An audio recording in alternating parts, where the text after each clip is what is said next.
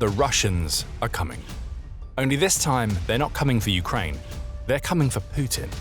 In an explosive rant published on social media, a Russian military veteran has exposed Putin's army for what it really is.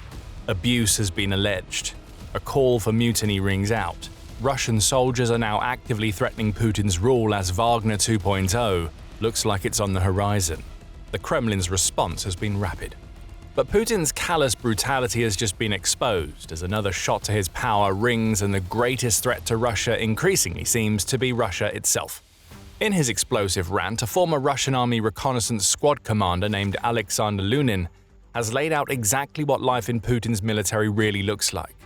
Once a member of the Sudoplatov volunteer battalion, Lunin's exposé took direct shots at Putin, his military and Kremlin leadership, with claims that Russian soldiers are being tortured and abused by their commanders, and that the orders they receive are often stupid, suicidal, and seemingly designed to do nothing more than send more meat into the grinder.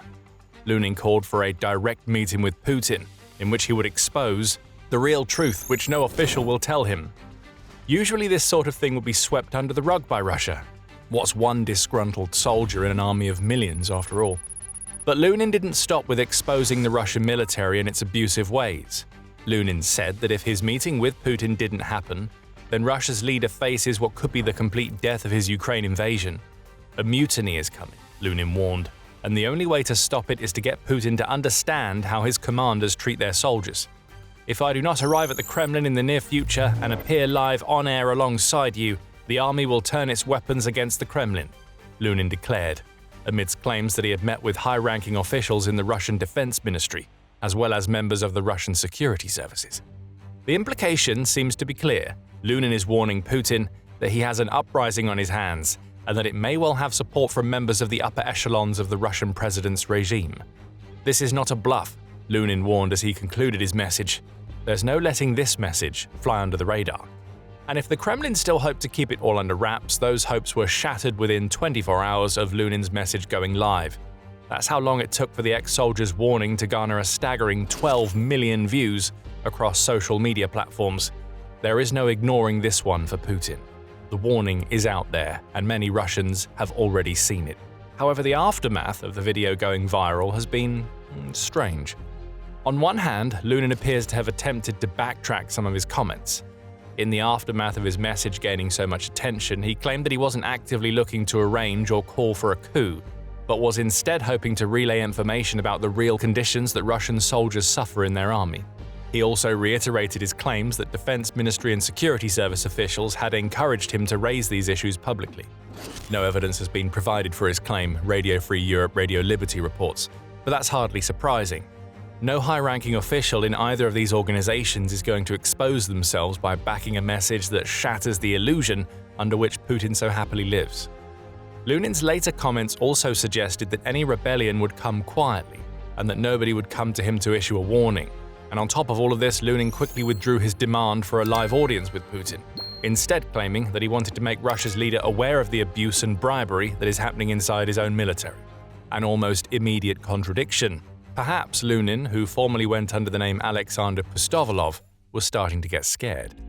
But amidst all of these contradictions, Lunin was doing something that would make it seem that he was very serious about his claims of an upcoming mutiny. He was actively putting in the work to back up his claims in the days after he sent his message.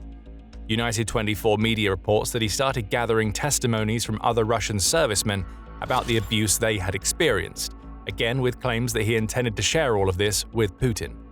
Lunin said there are thousands of such testimonies, many of which come with video confirmation of the abuses suffered. None were shared on social media. It appears Lunin wanted to save all of this for his direct meeting with Putin. It's also strange.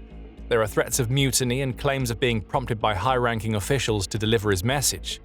Lunin even claimed to have the support of a representative of the authorities in the Voronezh region, though he could only name the person he spoke to as Denis, and claimed that he was the deputy governor for internal policy in Voronezh.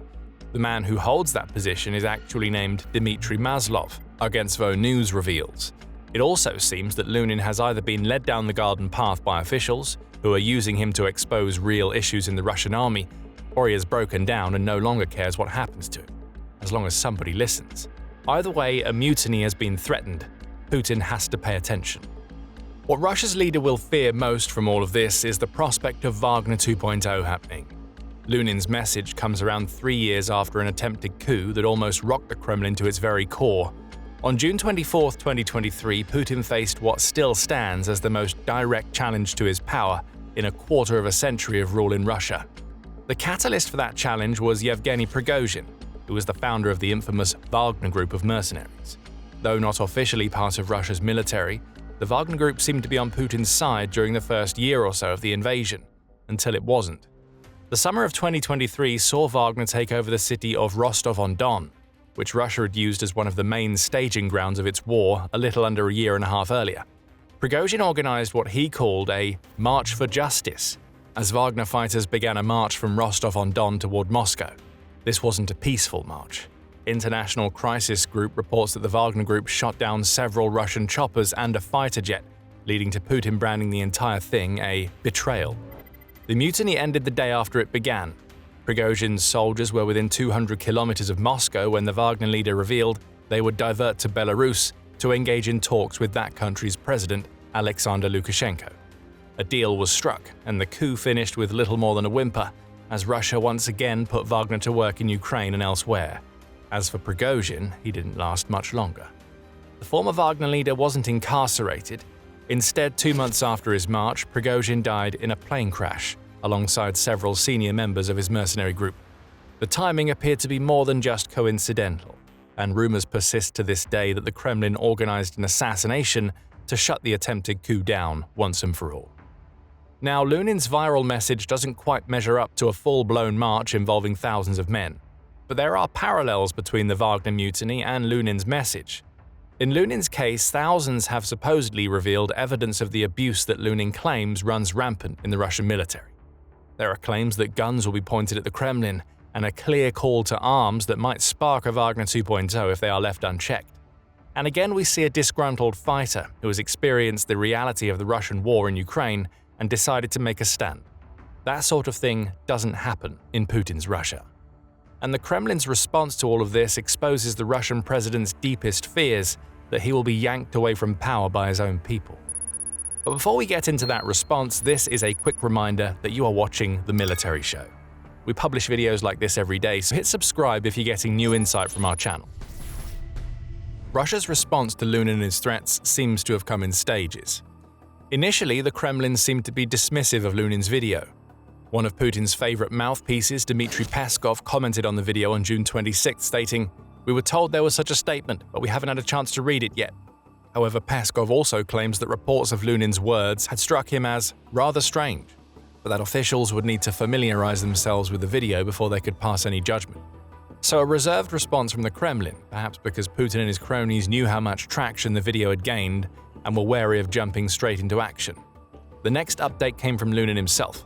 A meeting had been arranged, though not with Putin himself.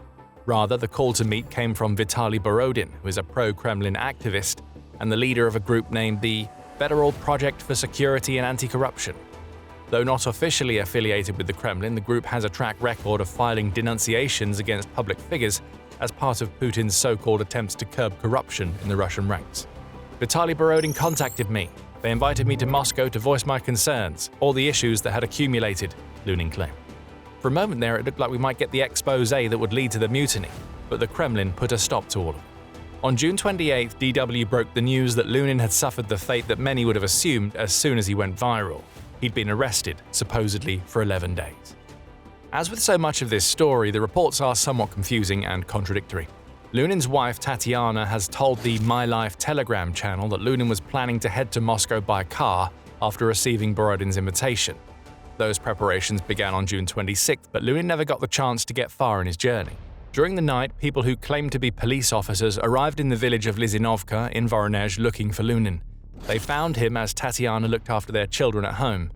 Tatiana claims to have heard from her husband and says that he's alive and well, and has asked for no more videos or information about his situation to be published on social media. So Lunin is in custody. Lunin had started his own version of the Wagner March, alone and in his car, on the way to meet a man who claimed that he would help Lunin to publicize all of the evidence of abuse that he has gathered. Was it a trap? Did the Kremlin use Borodin's promises of a meeting to lure Lunin away from his family so he could be arrested? Or did the Kremlin know that allowing Borodin to platform Lunin, potentially exposing the abuse that Lunin claimed, could well have been the catalyst for the mutiny that the former soldier said was coming to Putin if he didn't do something? We may never know. And it'll be interesting to see if 11 days of incarceration turns into much more. Russia has plenty of form when it comes to disappearing people who get on Putin's bad side. There's every chance that Lunin may soon end up on the wrong side of an open window, as has happened to so many of those who have even so much as suggested that Putin could be removed from power. Two things are certain in this confusing and chaotic story. One, Putin has been humiliated by one of his former soldiers delivering a call for mutiny that has been seen by millions of people. And two, even without the testimonies that Lunin was attempting to bring to Moscow, there is plenty of evidence that exposes the horror of serving in the Russian army. Abuse runs rampant in Russia's military, and you don't have to look far to find it, even without the testimonials that Lunin claims to have. As Radio Free Europe Radio Liberty points out, there have been plenty of past reports of Russian soldiers who have been punished by being held in pits, cellars and other makeshift lockups if they refuse to go on suicidal assaults on the front lines of the war. There have also been reports that back Lunin's claims of commanders demanding bribes from soldiers in exchange for being held back for the most dangerous offensives. Some draftees have been reported as paying up to almost $13,000 to their commanders so they can avoid combat in Ukraine. There is a culture of sadism in the training grounds of the Russian military, especially if a soldier is revealed to be different from the norm. One former soldier named Artyom Bykov tells Radio Free Europe Radio Liberty that he was assigned to Russia's 273rd Artillery Brigade and that training became hell for him once it was revealed that he was bisexual. I was brutally bullied. They put 5 bulletproof vests on me. It was very difficult to walk. I vomited. I passed out. I collapsed. They put a gas mask on me, forced me to run, crawl, and so on. It seemed like hell to me, but that was only the beginning, Bykov says, adding that routine beatings with sticks and soldiers having their hands beaten with hammers or being handcuffed to radiators were all things that he observed. Others are less forthright with the abuse they've suffered, preferring to remain anonymous as they deliver their reports. In a January article, TVP World reported that thousands of official complaints sent to the Kremlin were inadvertently published online by Russia's government, and they aligned with much of what Bykov claims and what Lunin says he wanted to show Putin. A laundry list of more than 6,000 complaints to Russia's human rights ombudsman, which were received between April and September 2025, talked of families living in fear for the lives of the soldiers on the front, troops being punished for refusing to go on suicide missions by being sent into Ukrainian territory holding Russian flags, turning them into targets, and even people in wheelchairs who were being sent to the front lines just to soak up more Ukrainian ammunition. This particular report adds an interesting wrinkle to the story. Lunin claimed that a mutiny was coming, and that he wanted to show Putin the evidence of abuse so that Russia's leader could do something about it before it started. However, this January report shows that the Kremlin has been receiving plenty of reports of abuse, thousands in the space of a few months, and likely many thousands more besides. What does this show us? Putin already knows that the Russian military is abusive, he just doesn't care. All of these types of stories seem to be par for the course for a military that has relied as much on brutality and sadism to get its soldiers onto the front as it has any sort of alignment with Putin's vision for conquering Ukraine. The Geopolitics and Security Study Center said back in March 2024 that Russian military culture is characterized by a high tolerance for suffering and violence, and that it has been a trait long before the Ukraine war began. The idea seems to be that to commit acts of brutality, soldiers must be exposed to those acts. They must be abused themselves. They must watch as comrades who refuse orders or do anything that isn't in line with what their commanders say are punished and tortured. Lunin wasn't going to be delivering an expose to Putin. He was just going to be telling Russia's leader that his army is working precisely as intended. So if none of what Lunin claimed to want to show Putin is news to Russia's leader, then why does it matter at all?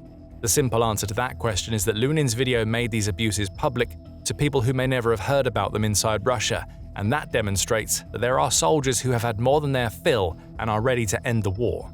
A mutiny may well be coming, as war fatigue is leading men like Lunin to put themselves at risk by taking desperate measures. And if Lunin's claims about being influenced by Defense Ministry and Secret Service officials are true, then some of those closest to Putin may well be experiencing the same kind of fatigue. They are looking for a way out. Dethroning Putin may be the only option. Russia's army is exhausted. Radio Free Europe Radio Liberty reports that there is increasing public debate within Russia's elite about whether or not to stop the war. Tension is growing. Putin is even having to deal with members of the Russian State Duma, telling him that a revolution akin to the one seen in 1917 is coming. That's the message that the leader of Russia's Communist Party, Gennady Zyuganov, had for Putin back in April, as he warned that the toll that Putin's war was having both militarily and economically could be the end of Putin.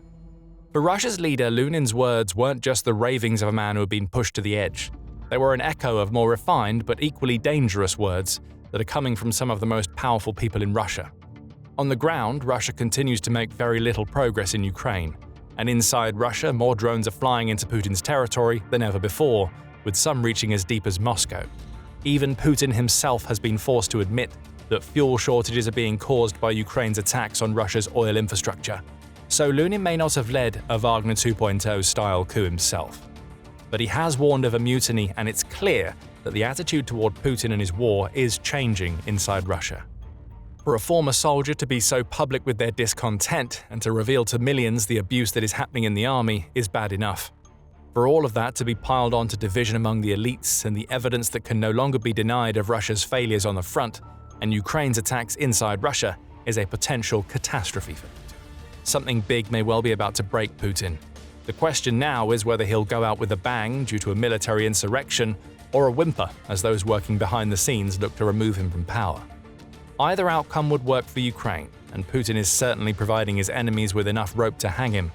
Beyond the fatigue and the anger in the military, Putin is leading his country into economic despair. There may be no way back from all of this for Putin and his regime, and you can find out why if you watch our video. And if you enjoyed this video, remember to subscribe to The Military Show to see more of our coverage of the latest developments inside Russia that suggest Putin's days are numbered. And thank you for watching.